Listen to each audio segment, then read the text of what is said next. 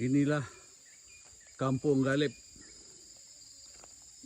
panggil Galib Corok, tempat kelahiran saya. Tempat sekeliling ni dulu ni, ini semua ni adalah sawah padi. Cukup cantik dulu sawah padi sampai ke hujung bukit, sampai ke hutan sana. Sana ada bukit, Bukit Baginda. Inilah dia, ya. Nampak sungai kecil dah. Tempat ni kami tinggalkan pada tahun 1978 rasa.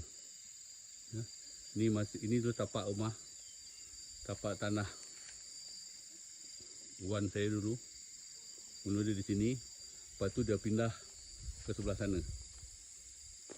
Dulu sungai ni cantik, air besar, air dia luas. Sungai ni, sekarang ni sungai dia macam ni. Tanah ni dulu sebelum tanam kelapa sawit, ini ada kawasan kampung dusun. Banyak pokok durian kat sini, ya. Macam-macam pokok ada, pokok lansat, pokok duku, pokok apa lagi? Pulasan.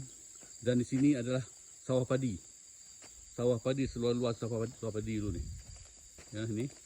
Tetapi selepas diambil oleh salah seorang oleh pak saudara saya, dia take over tanah ni. Lepas tu dulu belakang ni kebun getah, luas ni kawasan ni. Lepas tu dia buat tanam kelapa sawit. Tak lama tu, lebih kurang berapa puluh tahun kemudian, saya rasa dalam sekitar tahun 1990-an ke ataupun awal 2000, dia jual ini tanah ni semua ni. Tanah ni, tanah keluarga kami ni dijual. Dia jual kepada, saya tak tahu, saya dengar cerita ada orang keturunan India lah dijual. Habis dijual. Dia tak bagi tahu pun pada anak saudara dia yang dia nak jual. Kalau dia bagi tahu kan, saya akan beli. Inilah saya sedih ni. Tempat kelahiran saya. Dulu ni sungai ni besar. Tuan saya dia ada rumah sini. Dia rumah adik dia kat ujung sana. Lepas tu ni rumah dia.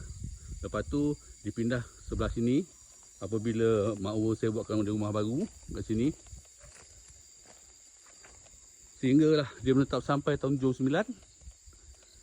Dah dia tinggal seorang, anak-anak dia, mak saya, abah saya bawa tinggalan kami. Dan lepas tu mak urus saya bawa tinggalan dia. Rumah ni pun roboh. Lepas tu pak saudara saya, abang mak saya, dia take over rumah ni, kawasan tanah ni. Saya tak tahu berapa ekar, saya rasa lebih 10 ekar, ada dalam 10 ekar kot sekarang ni. Daripada sawah padi yang cantik hilang, terus kering lah. Tersedut oleh kelapa sawit. Sekarang ni bukan lagi tanah kami. Tanah kelahiran saya ni bukan lagi tanah kami. Telah dijual oleh pak saudara saya. Itu yang saya sedihkan.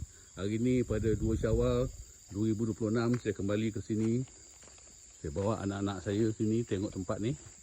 Nak tunjuk kat mereka. Inilah tempat kelahiran mereka. Kelahiran mereka, tempat kelahiran ayah mereka. Apapun, hanya tinggal kenangan. Inilah dia. Kata orang, saya susah nak sebut lah. Bila saya pun nak sebut orang dah meninggal kan. Saya kesal pak saudara saya jual tanah ni.